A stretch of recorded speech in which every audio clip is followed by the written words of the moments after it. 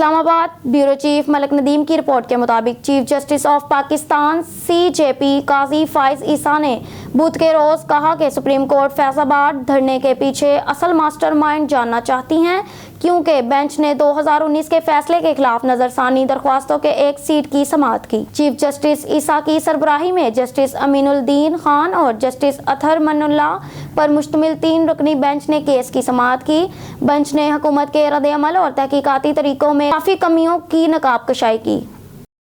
Bureau chief ملک ندیم کی report کے مطابق ایرانی رہنماؤں نے خبردار کیا ہے کہ دنیا مشرقی وسطی میں ایک علاقائی جنگ کے قریب ہے اور اسرائیل نے سرخ لکیریں عبور کر لی ہیں جو صدر ابراہیم رئیسی کے الفاظ میں ہر کسی کو کارروائی کرنے پر مجبور کر سکتی ہیں، لیکن ایران ایک تنگ راستے پر چل رہا ہے، براہ راست تصادم سے بچنے کا خواہش مند ہے اور اس لیے اپنی سرخ لکیروں کو دھندلا کر رہا ہے تاکہ کسی جال میں پھنسنے سے بچ سکیں۔ اس کے بجائے یہ عراق اور شام میں اسرائیل اور امریکی فوجی اڈوں پر محدود حملے کرنے کے لیے اپنے مزاحمت کے محور سے خطے کے ارد گرد پراکسی ملیشیا پر جھکتا ہے۔ بیورو چیف ملک ندیم کی رپورٹ کے مطابق احتساب عدالت نے آشیانہ ہاؤسنگ سوسائٹی کیس میں سابق وزیر اعظم نواز شریف اور دیگر ملزمان کی درخواست ضمانت پر فیصلہ بدھ کو محفوظ کر لیا۔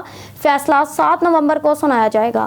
عدالت نے نگران وزیر اعظم کے خصوصی مشیر احمد خان چیمہ کی حاضری سے 1 دن کی استثناء کی درخواست بھی منظور کر لی۔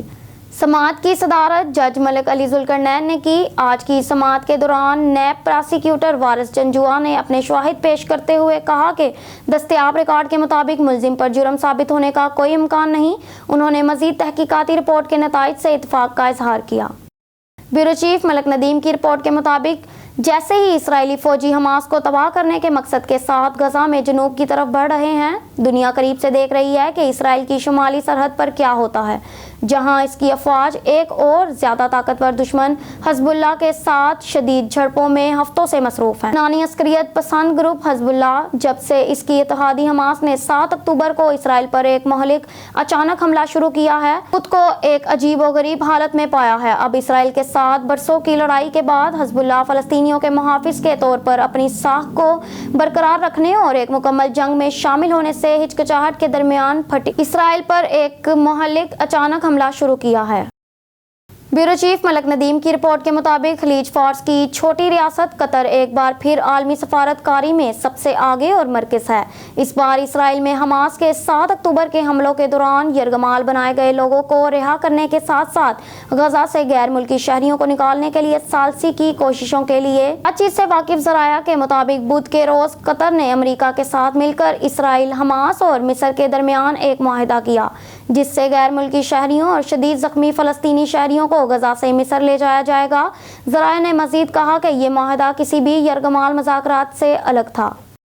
بیورو چیف ملک ندیم کی رپورٹ کے مطابق اسلام آباد پولیس کے DSP حاکم خان کو SP کے عہدے پر ترقی دے دی گئی۔ ICCPO ڈاکٹر اکبر ناصر خان نے CPO ہیڈ کوارٹرز کے ہمراہ SP حاکم خان کو ترقی کے رینک لگائے، مبارکباد دی اور نیک خواہشات کا اظہار کیا۔ نئے عہدے کے ساتھ آپ کی ذمہ داریوں میں مزید اضافہ ہو گیا ہے۔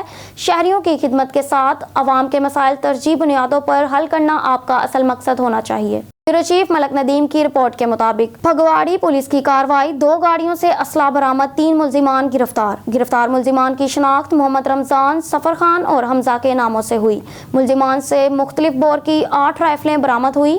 پولیس نے ملزمان کو گرفتار کر کے اسلحہ اور گاڑیاں قبضہ میں لے لی۔ SP صدر کی پھگواڑی پولیس کو شاباش، گرفتار ملزمان کو ٹھوس شواہد کے ساتھ چلان کیا جائے گا۔ SP صدر ناجائز اسلحہ اور منشیات کے خلاف کریک ڈاؤن جاری رکھا جائے گا۔ نیوز اسٹوڈیو سے فی وقت کے لیے اتنا ہی۔ مزید نیوز اور اپڈیٹس کے لیے دیکھتے رہیے اون نیوز۔